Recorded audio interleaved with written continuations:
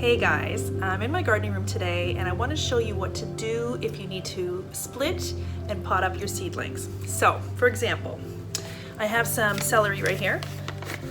This is some celery that I started back about a month and a half ago. And now celery is really slow to grow. So when I plant celery, rather than doing one seed per 4-inch pot, I prefer to plant them like this in a multi-sowing type of fashion where there's several seedlings or several seeds per cell. And once they get to about this stage, they're the perfect size to split and pot up into 4-inch cells. Now, the reason I do this is because it guarantees the number of seedlings that I will have. Because there are times where, you fill it and you only get the sporadic number. Now, I have other seed cells like this that have 1 or 2 in a cell, and I had multi-sown way more than 2 seeds per cell. And you can see here, I've got like a little cluster here, and then I've got one single over here, and this is empty here. So the reason I do this is because it does guarantee me a certain number. Yes, it is a little bit more work, but it does save space, especially if you're starting a lot of seeds. So I'm gonna show you what to do to take it from here to here, which is what I've done. I've split it and I put it in here. Now it's very, very simple to do, and the celery can handle it, and it will be easily transplant into a 4-inch pot. So you just need to, I'm just gonna show you the steps to do this.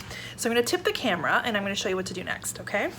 Sorry for shaking this camera. I just wanna make sure I can give you a really good angle. Okay, so here's my 4-inch, here's my little cell pack.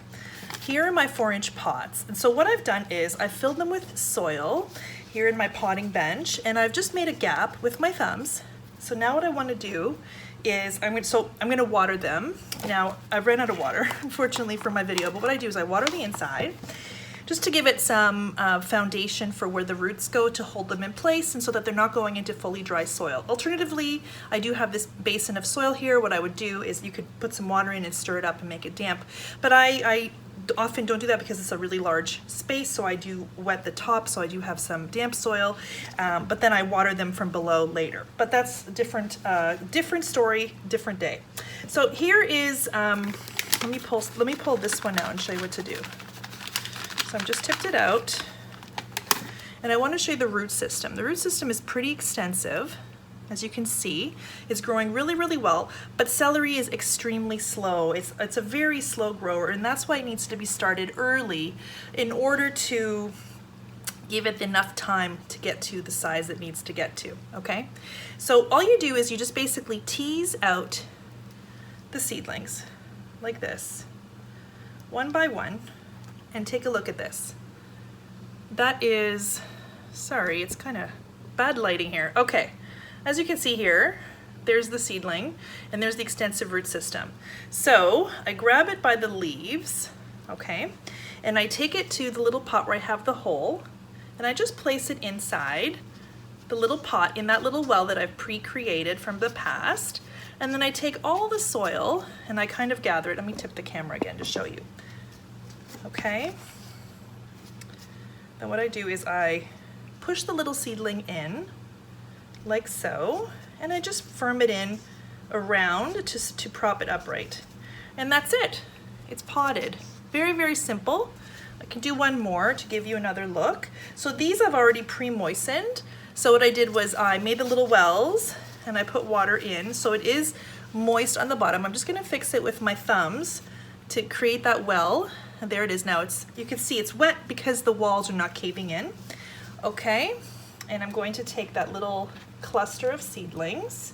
They're already all falling apart right here. Okay, here's this, let me see.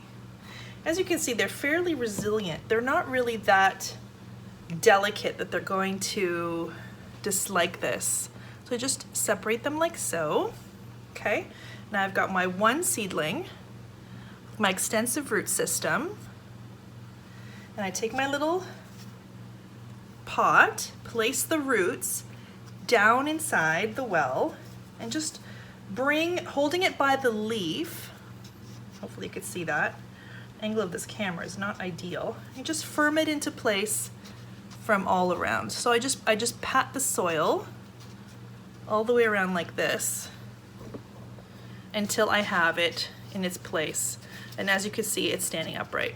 So what I'm gonna do next is I will take these seedlings. Now I like to water from below, because what I find that does is it prevents rot or too much moisture accumulation around the stem, or around the base of the soil where the stem meets the soil. So I prefer to water from below. So if you have a tray that doesn't have any holes in it, like a new tray, and you put all of them, all your seed little pots into that tray, and you fill it with about 1 inch of water and let them sit for several hours, they will eventually absorb water. That is if you haven't pre-moistened the soil, like I haven't really here.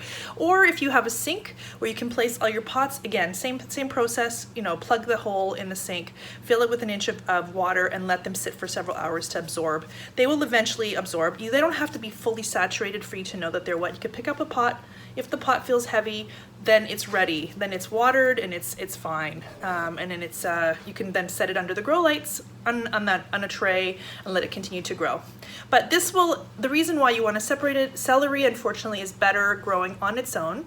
If you have several stems or several plants growing in one 4-inch pot, they will crowd each other out, and they will, as a result, grow a lot slower. So you definitely want to separate your celery into individuals, grow them in a 4-inch pot. They will stay in this pot until it's time to transplant them out to the garden.